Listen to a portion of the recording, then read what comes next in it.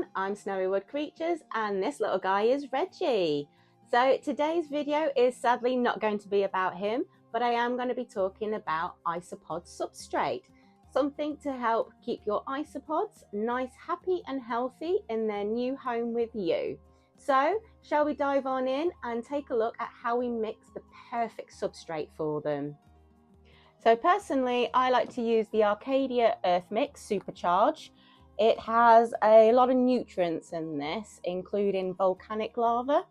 You can use other soil like topsoil, but it's got to be organic with no fertilizer. But because this is made for animals, this is why I like to use this brand. So what I would do is I grab myself a little pot that isopods come in, so you've got an equal measure of everything you're using. So I would just grab myself for something on a tub this size, roughly about 3 scoops, because there is going to be still quite a bit to go into this tub. So we have our 3 scoops of earth mix, and then next on the list is going to be worm casting. So next up, like I said, I like to use worm casting. So this you only need to use a little bit of, just because it can upset the balance of the soil and it can even burn the isopods, but it's great nutrients to have in there. So this is why I only use a little bit. So when I say a little bit, I would only use about a half a cup to 3 cups of the Arcadia Earth Mix. So that will go in there as well, and we'll carry on with what else to put in there. Okay, so your next important ingredient is going to be white wood. So I buy premium soft wood chip, and this will naturally decay into the soil, and this gives the isopods nutrients. So as you can see, I only just grab a handful for something like this. Okay, so what's next into the tub? It's going to be forest bark. The reason why I like to use this stuff is it helps keep the soil aerated. You don't want it to compact down, otherwise your isopods are going to really struggle to dig into it. So this helps keep it all fluffy and light. But not only that, when your isopods have babies, I find that they do tend to like to live on this stuff as well. So all I do again is just grab another handful and throw that in there. Okay, so your next important ingredients in all of this is going to be leaf litter. So this also creates more nutrients for them. I know there's a lot going on in here with the soil and the minerals and the wood that's in there, but this does create some extra nutrients for them. That is a must have. And not only that, we always do an area of leaf litter at the end, so they can always hide and forage in there for food when they like. So for a tub this size, I would suggest about a handful of leaf litter, which I will put in. I'm just going to lay it flat because it is very crumbly. But yeah, so that's probably about half. So yes, that's going to be a nice good amount of leaf litter in there for them, and we're going to start mixing this up very soon. Right, so the next 2 ingredients may come as a surprise.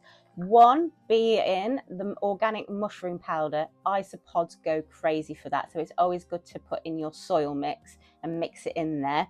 And the other staple is going to be calcium powder. So this is just a little packet. You can buy them in tubs. So I'm just going to dust a bit in there for the calcium, and then for the mushroom, I will take roughly, it is a bit lumpy, so it will need breaking down, but roughly about a tablespoon, and pop that in there as well. So that is all the nice little mix, but we do have one more secret ingredient. Are you ready? Okay, so my last secret ingredient in my soil mix is my isopod culture. Now this is a must-have to have in every isopod home that you have. This will help break down any unwanted waste that the isopods can't, and not only that, they keep the soil alive and aerated as well. So I will try and pop as much springtails in there as possible, and they will only breed in the isopod home to the amount of food that is available. So I'm going to go ahead and pop some of these in, and then we're going to give it a good old mix. Okay, so now it's the time for mixing, the best part of this. So you don't have to be a princess, you can use your hands, but I'm just going to use a spoon for today. So what we want to do is get all that all mixed up.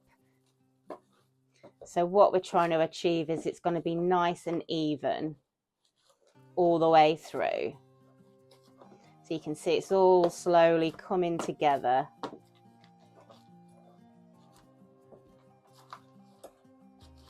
Almost there. You can see there's so much in there for them to eat and live under and explore, so they won't get bored. You can always put a touch more soil in if you like as well. But that is almost done. So I wouldn't say we stop there, because to be honest with you, they would like a little bit more in their home. So what else would I suggest? Let's have a look. Okay, so now it's time to decorate it for your new isopod that you've chosen. So first of all, I like to make a mossy side, and what moss I like to use is local forest moss. So I like to go foraging for this. So once I bring it home, just to let you know, I do get a tub, fill it up with water to the height of the moss. This is just going to encourage any unwanted critters you've got hiding in there to come to the surface. So every few hours I like to go back, check it over and ensure that there's no critters. If there is, I do take them out and let them live happily in my own garden. But that's what I like to do, and I'll leave the moss in there for about 24 hours, drain away that water, and then refill it up for another 24 hours and keep checking again every several hours. But you could leave that to about every 6 to 12 hours. That's not a problem. So then your moss is good to go. Next up is you're going to need a drier side. So the way you do that is more leaf litter. So that creates a nice little home for them to forage in as well. It's always a good side to put any dry food in. And then lastly, you're going to need some lichen and something for them to hide under. So I like to use bark pieces like this. It gives them a little shelter as well, and you do tend to find that a lot of isopods will hide and go in colonies underneath there.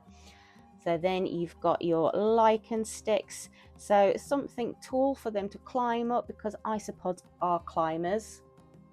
And I'm just going to put an extra one in just on the drier side, and then that will be enough for them. Now you can decorate it in other ways. You can buy those little miniature terra pots that you can find. I find isopods like them as well.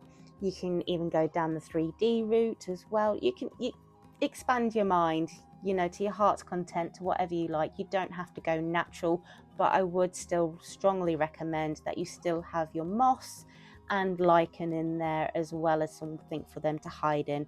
And like I said, that could be a terracotta pot. But I am excited to show you what's going to go into this tub.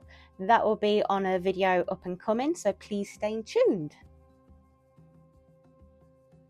Thank you so much for watching today's video. I hope I've got you excited about isopod substrate as much as I have and my isopods are. So hopefully your isopods will too. But stay tuned, because something exciting is going to go into that isopod tub. It's something rather special, so I'm excited to show you that. But if you like the video, please give me a like. And if you would kindly give me a subscribe as well. But it's a goodbye from me, and it's a goodbye from Reg too. Thank you. Bye.